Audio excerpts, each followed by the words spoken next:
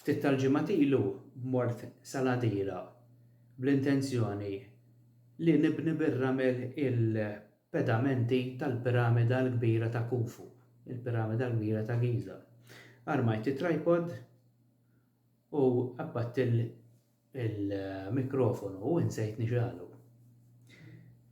Ovvjament il-filmati ħarġu li bla audio u dan realizzajt dan meta ġejt lura d-dar biex nara mix-xogħol li għamilt. Ovvjament meta mbagħad irrealizzajt kelli nerġa' nieħu biċċa xogħol oħra biex nerġa' nipproduċi l-audio kollu, però din id-darba rid nagħmilhom scripted, rid nagħmilhom voice over. Ovvjament nagħmilhom scripted biex inlaħħaq mat-time frame ta' kull klipp. Ma nistax naqbad inreddel kif nagħmel is-soltu. Tifhem bil-forsi rid eżempju jekk dan il-klipp fih jiena f'15-il sekonda, rid nagħmel voice over ta' 15-il sekonda jiena, ġifieri għalhekk kelli nagħmilhom scripted. Però meta ammalgamajt kollox imbagħad ġie tajjeb.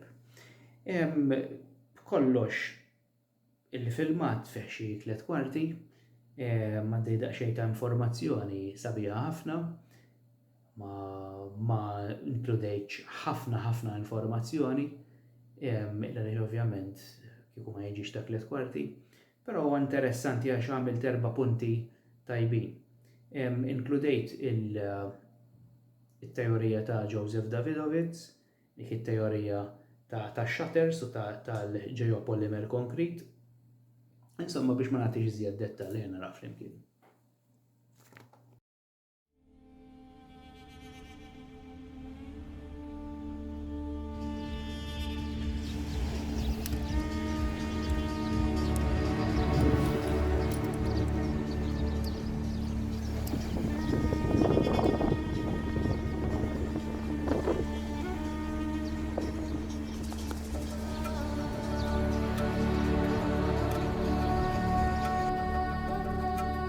Illum ġejt Saladira biex nagħmel xi ħaġa li qatt m'għamilt bħalha. Ser nipprova nibni l-pedamenti tal-piramida ta' Khufu, il-piramida l-kbira biex niftehmu. Għamilt xi forom ukoll dawn it-tnejn biex bihom nagħmel il-blokki tal-ġebel. U dawn għall-pedamenti li kif qed taraw hemmhekk diġà użajthom biex xogħol imwitti u lest. Issa hawnhekk preparajt xi affarijiet oħra li ser ikolli bżonn biex nispjega kif setet saret il-binja minn aspett alternattiv. Nixtieq ngħid ukoll li din it-teorija hija tal-Franċiż Joseph Davidovits, l-inventur tal-polymer concrete, li fl-ipotezi tiegħu jgħid li l-Eġizzjani ma qattawx blajjet u ġebel biex jibnu l-piramida, imma ffurmaw il-blokki b'forom tat-tajl kif ser nuri u nispjegaw.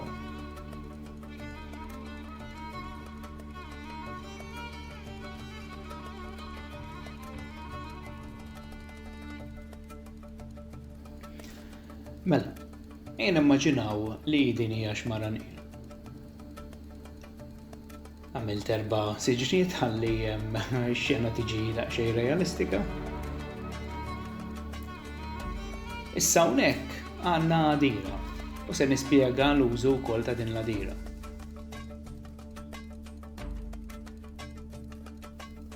Ma ġenb eżatt in-Nil kienu tħaffru 2 kanali. Dawn il-kanali kienu jaqdu in-Nil mal-għadira, sewwa issa kienu saru b'tali mod li jkunu jistgħu jikkontrollaw il-kurrent min-Nil u allura l-kwantità tal-ilma ġol għadira ma tkunx daqshekk għolja, eżempju tkun ta' daqs pied font. Ġo din l-għadira kien isir it-tajn, il-konkos fi kliem ieħor, u dan kien isir grazzi għal mijiet ta' ħaddiema li kienu jqattaw ġranet sħaħ jum wara jum, ġimgħa wara oħra, jaġnu it-tajn.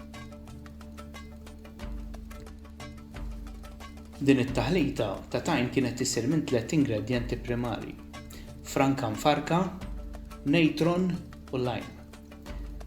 Ħa nispjega fil-qosor dawn it-3 ingredjenti. Il-franka kulħadd jaf x'inhi Malta, hija materja ġeoloġika safranija li fl-istratta tifforma l-ewwel sedament. Id-djar Maltin tradizzjonali kienu jinbnew din it-tip ta' ġebla. Issa fl-Eġittu, skont Davidovits, Il-ħaddiem Eġizzjani skavaw ammonti enormi ta' franka ta' flija li kollha kontenut kbir ta' tafal kliem ieħor li mbagħad farkuh u ġabuh trab. Dan kien l-ewwel ingredient u kien primarjament jitħallat mal-ilma ġoladira jew inkella għadajjar kbar u jitħalla jixrob sakemm l-ammont żejjed tal-ilma jiġi assorbit mill-art u t-taħlita titħalla matul il-lejl sakemm tiġi qisha krema. It-tieni ingredient hu n-natron. Dan bħal franka huwa materjal naturali, però in-natura ta' din il-materja hija komplessa żjed minn dik tal-franka.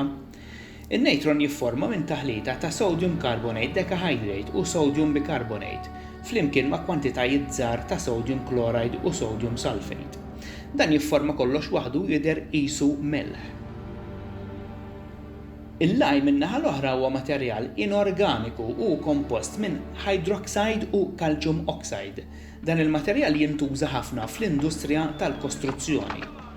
U meta tieqaf u taħseb ftit, dan it-taħlit kollu jiftħilna l-kanċell għall-arfien għall-kemiku.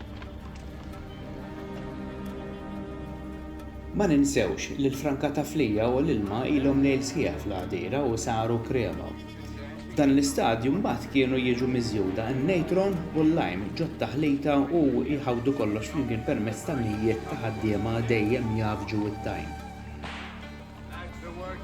Tajjen twal ta' ħaddiema kienu jwasslu t-tajn maġun mill-għadiera sas-sit tal-kostruzzjoni. Issa jekk il-kwantitajiet ta' tajn kien xinġar mill-bniedem jew inkella mill-bejjem fuq karrijiet ma nistgħux ngħidu għax skont l-ipotezi aċċettata r-rota kienet għadha ma ġietx skoperta li għaliha ma tagħmel l-ebda sens paragun mal-eġubijiet ta' barra minn din id-dinja u li saru ġal-Eġittu fl-istess żminijiet u fi żminijiet iżjed remoti. It-tajn jew konkos meta jasal fuq is-sit tal-kostruzzjoni kien jitferra ġol kaxxi tal-injam li jissejħu shutters jew inkella forom.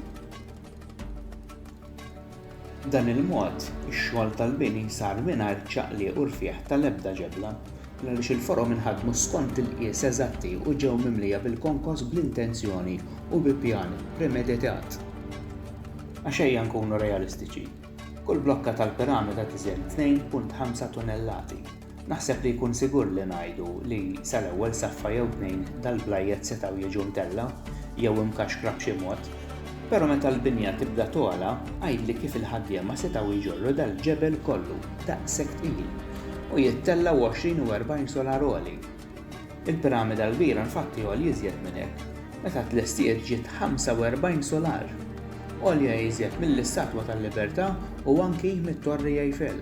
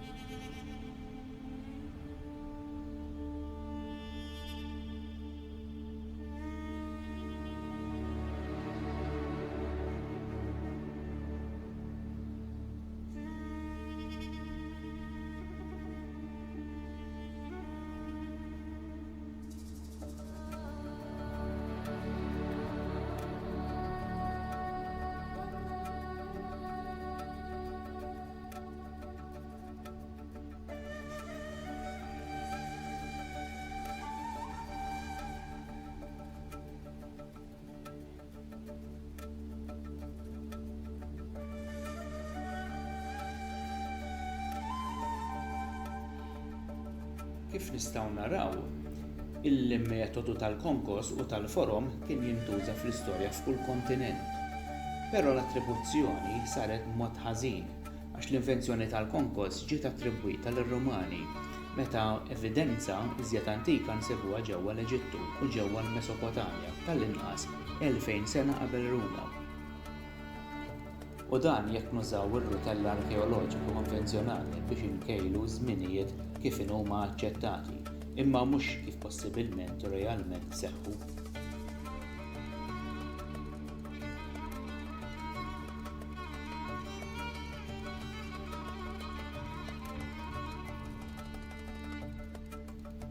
Qabel ma bdejt nimla l-forom, innotajtu li l-bażi kienet livell u tidher qisha kwadrata. Dawn huma żewġ punti interessanti u tajjeb li nidħlu ftit fihom ukoll.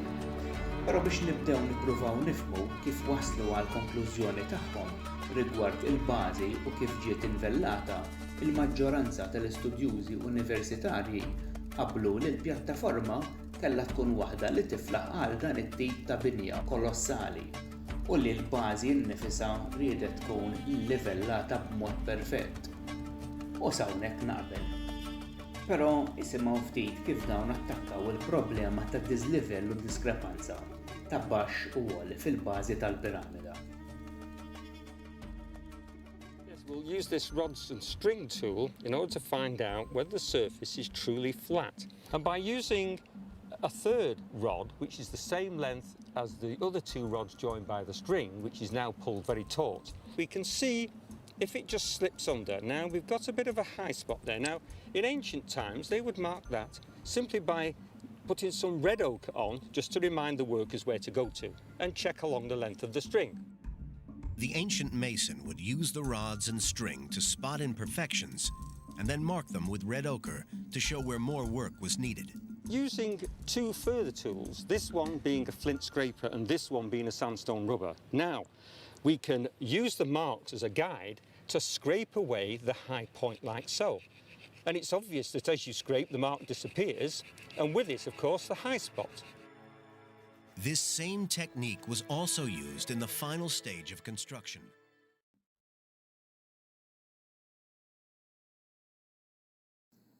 Fil-femma tiegħi, u sempliċi wisq biex tasal għal konklużjoni bħal din minn aspett ta' modell b'qis ta' 30 cm bi 30 cm.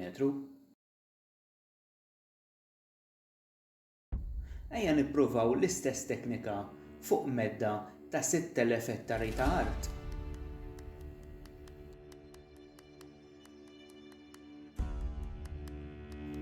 Il-bażi proprja tal-piramida qiegħda orjentata tru nord u kull faċċata minn kantuniera għal oħra għandha tul ta' 300-242 kubi preċiżi li huma ekwivalenti għal 365 jum, 5 sigħat, 48 minuta u 47 sekonda.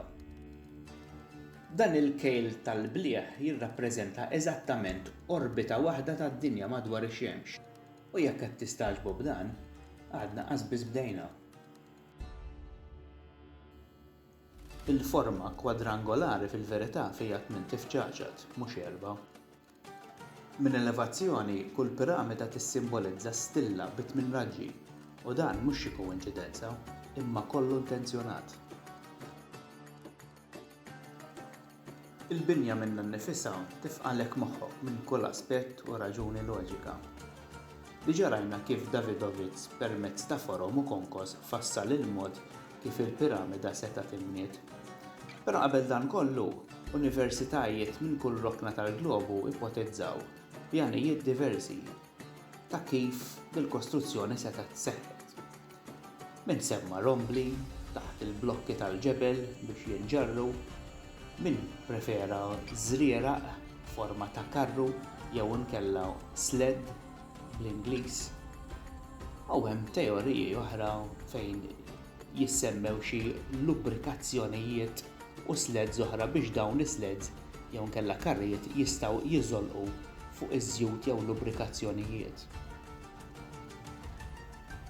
Issa biex jittella dawn it-tip ta' blokki ta' 2 tunellati u nofs kull waħda bil-mod u bil-manjera kif dejjem ipotizzaw l-universitajiet trid trabbi ta' mill-inqas 4 mili tul.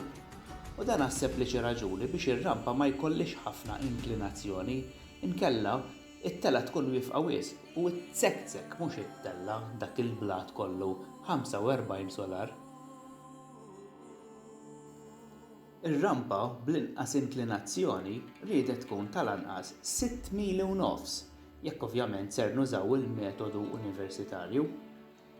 Kien hemm studjużi oħra li jitteorizzaw rampa li jiddur mal-piramida stess, li fl-opinjoni tiegħi qas biss li ħin niddiskutiha. Issa ovvjament jekk ser nimplementaw ir-rampa, iżjed ma twala l-binja, iżjed trid twala r-rampa. U iżjed ma twala r-rampa, ir-rampa minnha nnifisha iżjed trid titwal, ġifieri iżjed iridu nżidu fil-mili. Ma tistax tolli r-rampa biss u tħallija l-istess tul. Għax aqqas b'Magna V12 ma titlaħseb wara bi blokka ta' 2 tonnellati u nofs. Ir-rampa allura trid titwal, ħalli l-inklinazzjoni minnha nnifisha jkollha l-wita. Il-punt huwa sempliċi li jekk ir-rampa se togħla u allura se titwal, mela allura dawn li kienu jikkaxkru jew iġorru l-ġebel riedu jaqsmu nofs Malta biex jaslu sal-piramida. Il-famuża teorija konvenzjonali tgħid li l-piramidi ta' Giza kienu tombi ta' 3 rejjiet Eġizzjani: Khufu, Khafre u Menkawre. Fil-fehma tiegħi din it-teorija ma tagħmel l-ebda sens. Anzi, meta wieħed jibda jifli d-dettall ta' din l-ipotezi jibda jħok rasu jistaqsi kif arkeoloġi u studjużi ħafna minnhom eminenti ħarġu b'dan il-ħsieb. Fil-verità m'hemm xejn li jinstab jew tal-inqas jindika li dawn il-piramidi kienu xi darba jservu bħala waqbra faraoniċi. M'hemm assolutament xejn li juri traċċi jew provi funerarji ġo l-ebda piramida ġo Giza. Mhix ser noqgħod nidħol fid-dettall ta' x'setgħu servew, kif skoprew il-parti ta' fuq tal-piramida ta' Khufu, il-frekwenzi, il-kristalli li nstabu ġewwa li ma' kristalli jagħmlu ftit żmien eżibiti fil-Mużew tal-Kajr sakemm sparixxew. Dan u ħafna iżjed informazzjoni hija spjegat fil-kotba tiegħi The Gospel of Forbidden Truth u Fallen Seraphim. Jekk hemm xi ħadd jista' jispjegalna ftit fir-rigward tat-teorija li l-piramidi kienu jservu ta' tombi funerarji, jgħidilna kif dan il-passaġġ ta' 3 piedi u 94 ċentimetri għoli bi 3 piedi u 4 ċentimetri wiesa u b'niżla ta' 97 pied kien jservi bħala tul ħruġ għan-nies. Speċjalment meta tikkonsidra li dawn kienu qegħdin iġorru magħhom il-ġisem tal-farauni. Barra minn dan, l-art ma kienx meqjusa għal mexi u ma kienx kif qiegħda llum b'rampa mtarġa biex wieħed tiela jew nieżel ikollu fejn iqabbad tiegħu. Meta wieħed iqis dawn il-fatturi, id-dubju kemm din it-teorija plawżibbli jibda jikber. Però dan mhux kollox. Kif eżatt tkopri n-niżla ta' 97 pied, il-ġisem tal-farauni riedu jolluh biex minn dak il-passaġġ li kien jinżel issa jridu jtellaw ġo passaġġ ieħor li kien għad tela.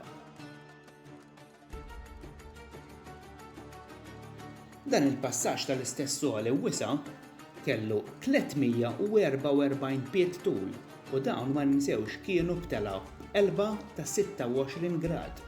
Biex inkompli nżid, l-unika dħul għal ġol piramida kien portal bandla jew bl-Ingliż swivel door. U dan il-portal kien jinfetaħ biss minn ġewwa permezz ta' enerġija minn ġewwa stess li toħloq pressa enormi u timbotta l-bib il-barra. Kif din il-pressa toħroġ, il-bib jerġa' jitbanda lura u jagħlaq il-blokka b'tali mod u manjera li ma jidhirx minn barra.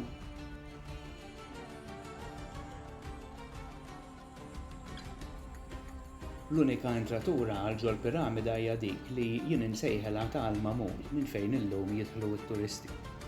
Storikament li ġara u dan. Fis-sena 820 wara Kristu, il-Kalif Abdullah al-Mamun, motivat bil-folklor u għajdut antikissimi li l-piramida l-kbira imimlija rikkezzi u relikwi imprezzabbli ta' żmien is-Saltna tal-faraoni Khufu sejjaħ għan-numru ta' ħaddiema li permezz tagħhom kien irnexxielu jippenetra l-piramida minn tunnel li kien ġie skavat f'medda ta' xhur qiebsa ta' xogħol.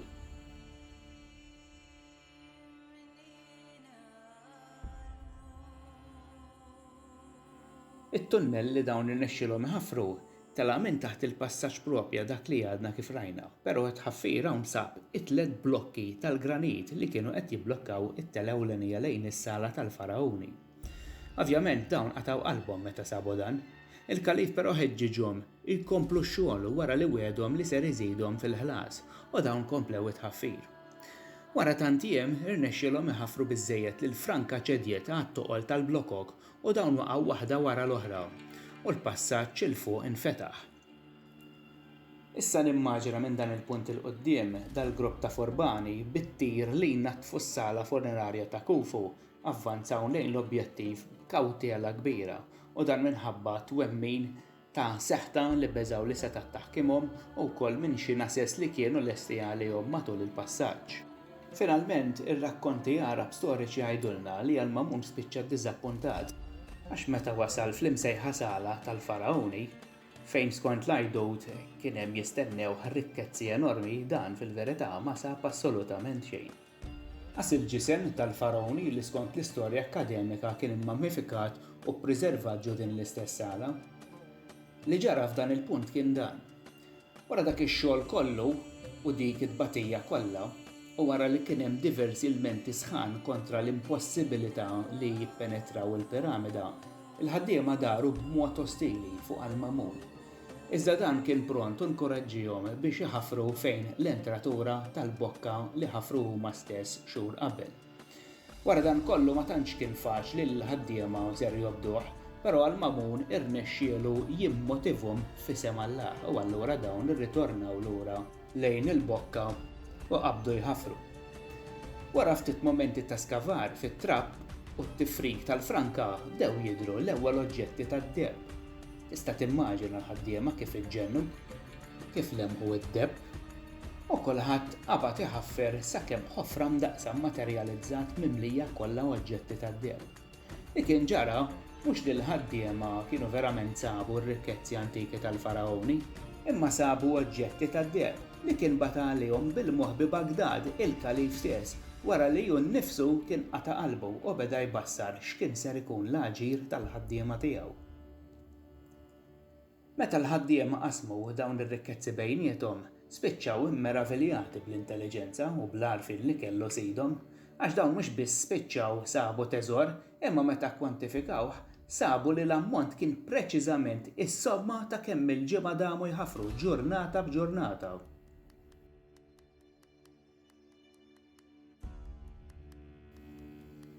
Il-famuża teorija li dawn il-binjiet kienu waqbra għandha wisq punchers, żbalji, informazzjoni bla sens, dettal kontradittorju u domandi mhux risposti. Infatti meta kont qiegħed nfassal it-teorija tiegħi ma stajtx ma nistaqsix kif jista' jkun il-faraoni Khufu ta' ordni biex jinbena l-qabar tiegħu, qabar li jieħu 20 kbar ta' snin biex jitlesta, qabar li bla dubju ma jilħaqx jitlesta sakemm imut il-faraoni. Minn dan l-aspett biss, it-teorija akkademika tfalli u m'għandix iżjed fejn iddur. Biss jekk nużaw il-parametri universitarji li l-materjal biex tinbena l-piramida rid jinqata' mill-art bi-skrepel tar-ram, il-kwantità ta' ġebel li ħadet il-piramida biex inbniet jammonta għal iżjed minn 2,300,000 blokka, toqol medju ta' kull blokka ta' 2 tunnellati u nofs. Skont kalkolu tiegħi biex ovvjament nipprova nasal nifhem it-teorija akkademika, il-binja ħadet madwar 44 sena. U biex dan isir, waqt li l-blat qiegħed jinqata' jiġi maħdum u minqux dritt perfett u fl-istess ħin jinġar mill-barbieri fuq il-famużi rampi lejn is-sit tal-kostruzzjoni, il-bennejja riedu jaħdmu 12 siegħa kuljum, esklus il-ġurnata mqazza tagħhom. Mela allura l-bennejja ħadmu 6 ijiem fil-ġimgħa. Issa, nisimgħu din. Dawn il-bennejja poġġew 6 blokkok u nofs f'ħin qasir ta' 30 minuta. B'din ir-rata 155 blokka u nofs poġġew fit-12 siegħa. 1089 blokka u nofs fil-ġimgħa, 5729 blokka u nofs fix-xahar u 56,818 blokka fis-sena. Anke b'din ir-rata ta' barra minn hawn xorta l-binja kienet tieħu 44 sena biex titlesta, però l-akkademiċi universitarji biex għal darb'oħra ma jammettux li għandhom żball żgħir u biex ma jerġgħux lura mit-teorija tagħhom ħarġu għal il-piramida tlestiet f'20 sena. Issa ovvjament, kieku tlestiet wara, il-farawn ma kellux fejn jitpoġġa wara l-mewt tiegħu.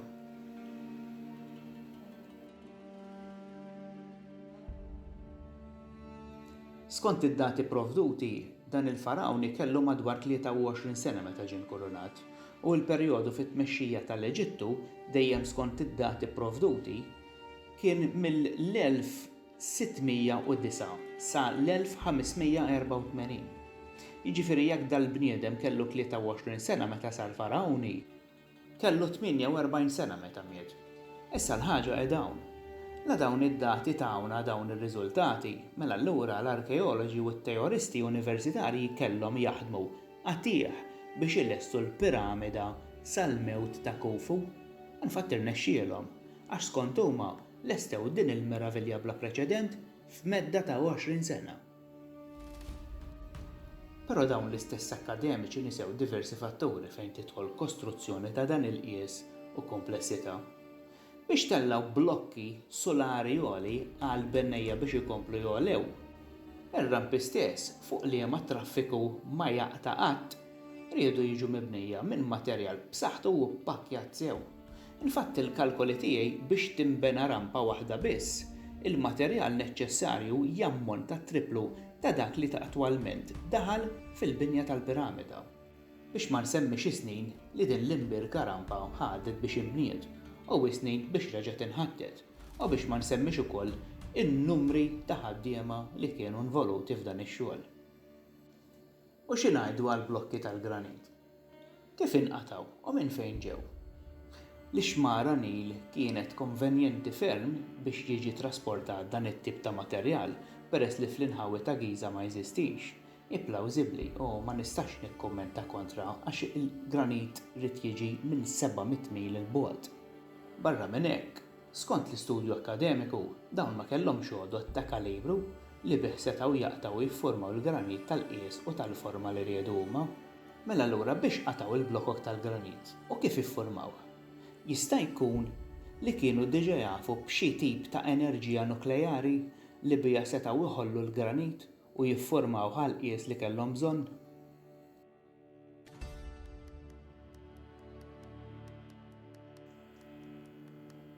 Hemm ħafna iżjed x'nista' ngħid dwar il-piramidi għax-xaftijiet pereżempju li hemm fuq barra tal-piramida, il-livell sotterranju.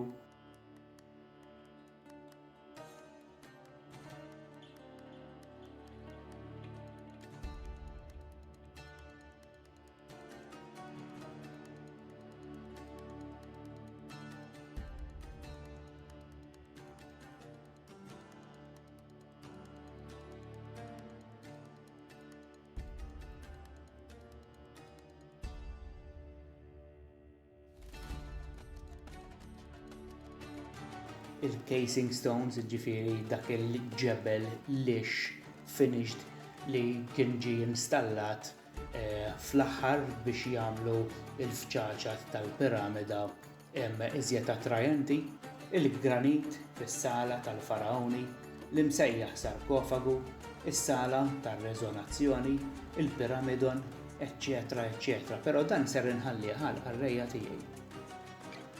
Hemm min forsi qiegħed jistaqsi.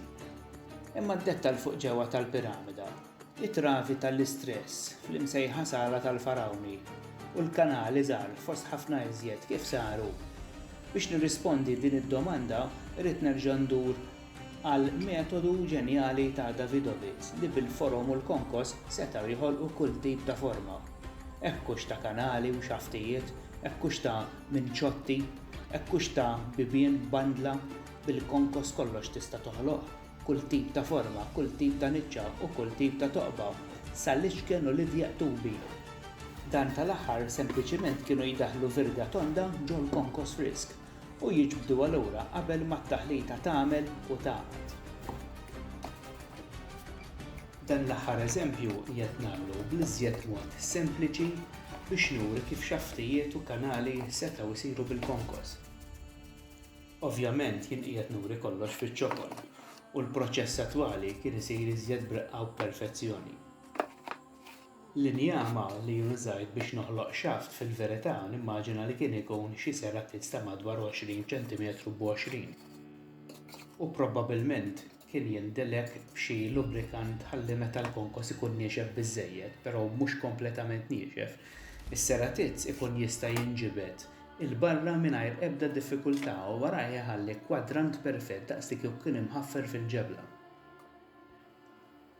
Il-proċedura tax-xaftijiet kienet issir b'tali mod li kull blokka inkorporata b'xaft ġofija kienet tinbena waħda fuq oħra b'dan ix-xaft jinfet kontinwament minn blokka għal blokka sakemm ix-xaft innifsu jispiċċa jinfet għal barra.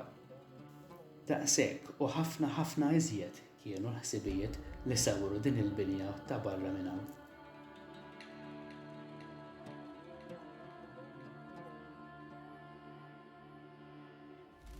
Dan id-dokumentarju li hu bażiku kemm fil-produzzjoni u kemm fl-editjar għamiltu b'gost u pjaċir tiegħi.